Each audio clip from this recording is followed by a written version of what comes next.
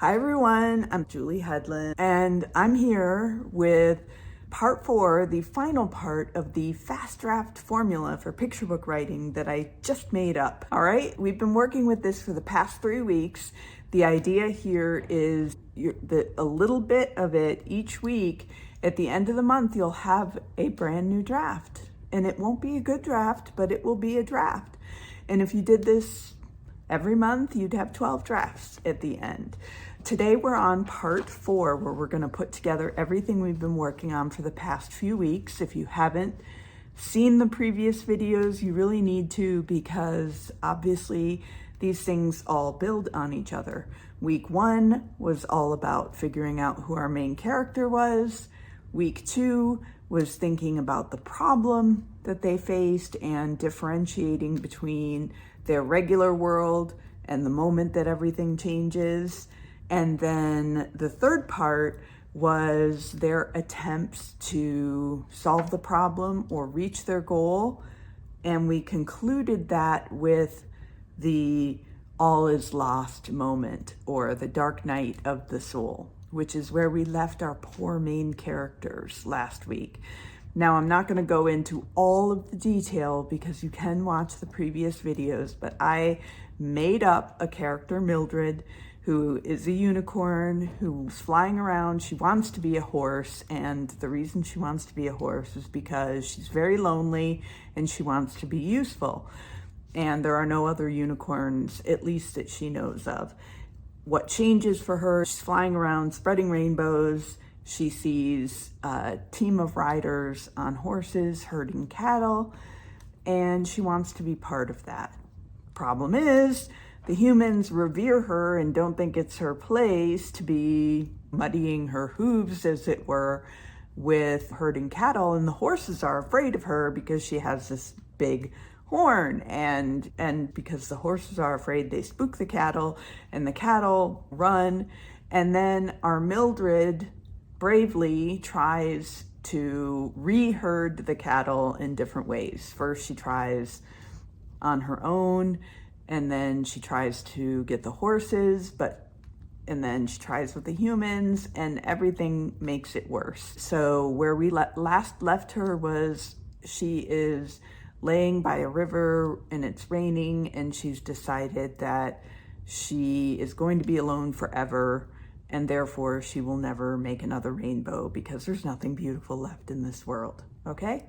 Now, in step 4, what we need to do is figure out the climax of the story, which is where everything changes again for the character. They come out of this dark night and they do something that helps them achieve that goal in an unexpected but earned way, right? This is why we're taking a week for each step, because we don't want it to be the first thing that we think of, although it will be in my case, because spoiler alert, I've just been sitting here the whole time. But you will have a week each time to really think through all of these. So you don't want to necessarily use your first idea. So for Mildred, let's say she sees some cattle on the other side of the river, and they're moaning or lowing or whatever it is the cattle do because they're afraid. And because Mildred is a unicorn and she can walk very softly and be very calming, she approaches the cattle, and then she has this idea that maybe she can make a rainbow rope. And sure enough, with this extra magic, it becomes like a loose rope, and then the cattle start following her, okay? And ultimately, she rounds up all of the cattle and everybody cheers.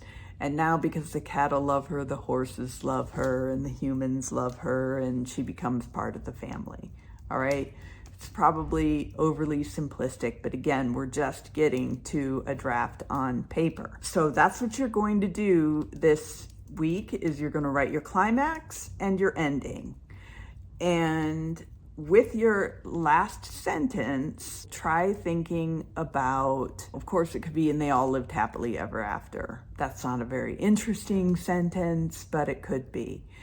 For me, with this Mildred character, I would probably think about how I might incorporate rainbows into the ending. But whatever it is, you're going to write that climax and then the ending. And lo and behold, you now have a complete story. And all you need to do is take all the components and put them together. And you have a first draft, okay? That's it. Now you have something to work with. And you may decide you hate it and you don't want to keep working on it. That's fine. You may love it and decide that, hey, this is really a kernel of something. That's great too. Either way, you have written a story, okay? Feel free to come back to this method and by all means revise. That's the fast draft formula as I just made it up now.